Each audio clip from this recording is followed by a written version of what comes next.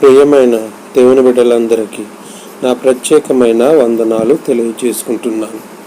ఈరోజు ఒక చక్కని అంశాన్ని మనము ఆలోచన చేద్దాం. అదేమంటే ఐగుప్తు దేశంలో ఉన్న 10 తెగుళ్ళ వెనుక రహస్యము. దేవుడు ఐగుప్తులో ఆ 10 తెగుళ్ళనే ఎందుకు రప్పించాడు? దాని వెనుకున్న కారణమేమిటి? ఐగుప్తీయుల ఆచారం ఏమిటి? వారు పూజిస్తున్న దేవీ దేవతలను దేవుడు ఎందుకు విచారించాలి? ఎందుకు నేను తీర్పులోనికి తీసుకురావాలి అని అనుకున్నాడు. దేవుడు మోషేను పిలిచి, నేను ఇశ్రాయేలీల శ్రమ చూశాను, వారి కష్టము చూశాను, నిన్ను ఫరో దగ్గరికి పంపెదను. ఇశ్రాయేలీలైన నా ప్రజలను నీవు ఐగుప్తులో నుండి పాలు తేనెలు ప్రవహించు ఆ కానాను దేశానికి తోడుకొని పోవాలి అని దేవుడు మోషే గారికి బాధ్యత అప్పగించారు. తరువాత మోషే అహరోనులు వచ్చి ఫరోను చూచి, ఇశ్రాయేలీల దేవుడైన యెహోవా అరణ్యంలో నాకు ఉత్సవము చేయుటకు నా జనులను పోనిమ్మని ఆజ్ఞాపించుచున్నాడనిరి. ఫరో నేను అతని మాట విని, ఇశ్రాయేలీలను పోనిచ్చుటకు యెహోవా ఎవడు? నేను యెహోవాను ఎరుగను, ఇశ్రాయేలీలను పోనీయను అనెను. ఫరో ఇలా మాట్లాడడానికి ఆయనకున్న గర్వము ఇలా మాట్లాడించింది. ఎందుకంటే ఐగుప్తు దేశంలో సకల సంపదలు ఉన్నాయి. ఐగుప్తు దేశంలో అనేక దేవత ఆరాధన జరిగేది, విగ్రహారాధన జరిగేది. చాలామంది దేవీ దేవతలను వారు కొలిచేవారు. అంత మాత్రమే కాకుండా ఐగుప్తు దేశము ధనములో కానీ, ఆస్తిలో కానీ, ఐశ్వర్యములో కానీ అన్నిటిలోనూ ఉన్నతమైన దేశము. ఆ దేశంలో దేనికి కొదవలేదు. దానిని బట్టి ఫరో చాలా గర్వించినట్టుగా మనకు కనబడుతుంది. ఇప్పుడు ఫరోకి యెహోవా అంటే ఎవరో తెలియపరచాలి. అంత మాత్రమే కాదు, ఐగుప్తు దేవతల అందరికీ నేను తీర్పు తీరుస్తానని నిర్గమకాండము 12వ అధ్యాయము 12వ వచనంలో దేవుడు మాట్లాడుతున్నాడు.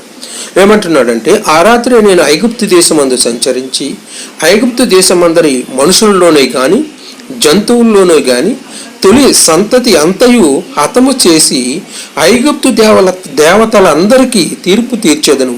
నేను యెహోవాను అని ఐగుప్తీయులందరూ తెలుసుకోవాలి. ముఖ్యంగా ఫరో కూడా తెలుసుకోవాలి. ఎందుకంటే ఫరో ఏమన్నాడు? యెహోవా అంటే ఎవరో నాకు తెలియదు, నేను పంపను అని చెప్పాడు. కాబట్టి ఫరోకి యెహోవా అంటే ఎవరో తెలియపరచాలి, ఐగుప్తీయులకు కూడా యెహోవా అంటే ఎవరో తెలియపరచాలి. అంత మాత్రమే కాకుండా ఐగుప్తీయులో చేయబడిన ఆ సూచక్రియలు విని మిగతా బాహ్య ప్రపంచం అంతా యెహోవాను గుర్తించాలి. ఎందుకంటే దేవుడు చేసిన సూచక్రియలను బట్టి మిగతా బాహ్య ప్రపంచము యెహోవా అంటే ఎవరో వారు అర్థం చేసుకోవాలి, యెహోవాకు భయపడాలి. యెహోవా చేసిన సూచక్రియలు అద్భుతాలను బట్టి ఆయనను వారు గుర్తించాలి అని దేవుడు అనుకున్నాడు. ఐగుప్తీయులు హప్పీ అనే దేవుడిని అనగా దేవతను కలిగి ఉన్నారు. హప్పీ అంటే ది గాడ్ ఆఫ్ నైలు, అంటే నైలు నదికి సంబంధించిన దేవత. వీరి నమ్మకం ఏమిటంటే నైలు నది మమ్మల్ని కాపాడుతుంది, ఈ దేవుడు మమ్మల్ని కాపాడుతున్నాడు, ఈ జలాల ద్వారా మాకు త్రాగడానికి నీరు, మా పంటలు విస్తారంగా పండడానికి నీరు మాకు ఆ దేవుడు అందిస్తున్నాడు.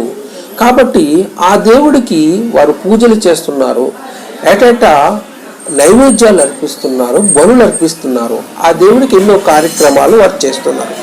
దేవుడు వారి యొక్క ప్రధాన ఆహారానికి ప్రధానమైనది నీరే కనుక, వీరు బ్రతకడానికి ప్రధానమైనది నీరే కనుక, అందులోనూ వీరు నైలు నదిని ఒక దేవుడిగా భావిస్తున్నారు. కాబట్టి ఆ దేవునినే యెహోవా టార్గెట్ చేసి ఆయన చేస్తున్న మొదటి సూచక్రియ ఏమిటని మనం ఆలోచన చేసినట్లయితే నిర్గమకాండము 7వ అధ్యాయము 17 నుంచి మనం చూసినట్లయితే, కాగా యెహోవా ఆజ్ఞ ఏదనగా, నేను యెహోవానని దీనిని బట్టి తెలుసుకొందువని యెహోవా చెప్పుచున్నాడు.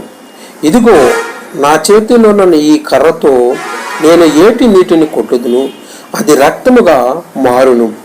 ఏటిలో చేపలు చచ్చును, ఏరు కంపు కొట్టును. ఏటి నీళ్లు త్రాగుటకు ఐగుప్తీయులు అసహ్యపడుదురని చెప్పుమనెను.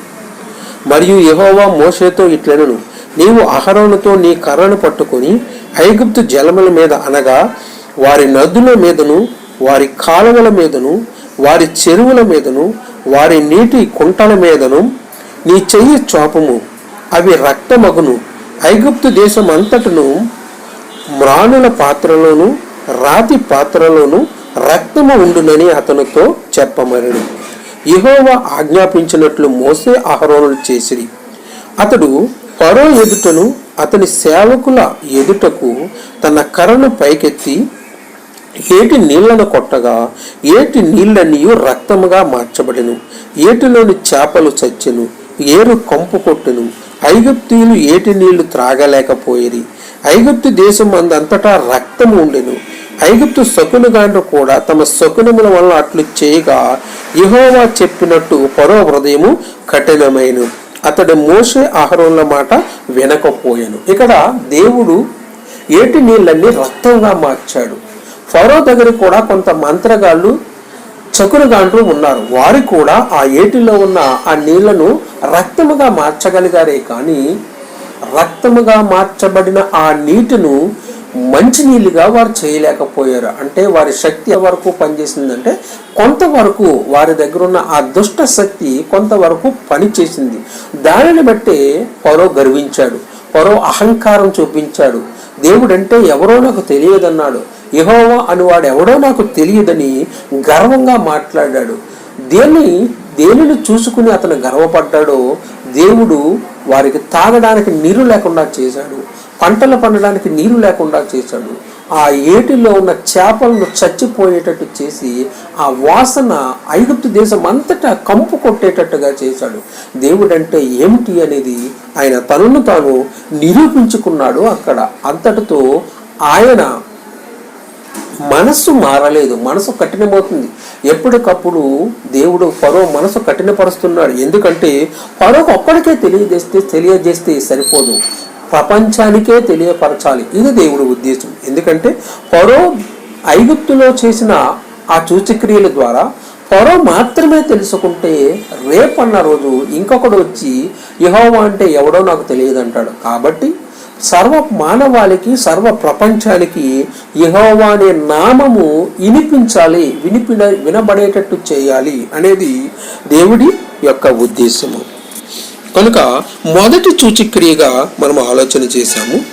తర్వాత సూచక్రియ మరొకసారి మనము ఆలోచన చేద్దాం.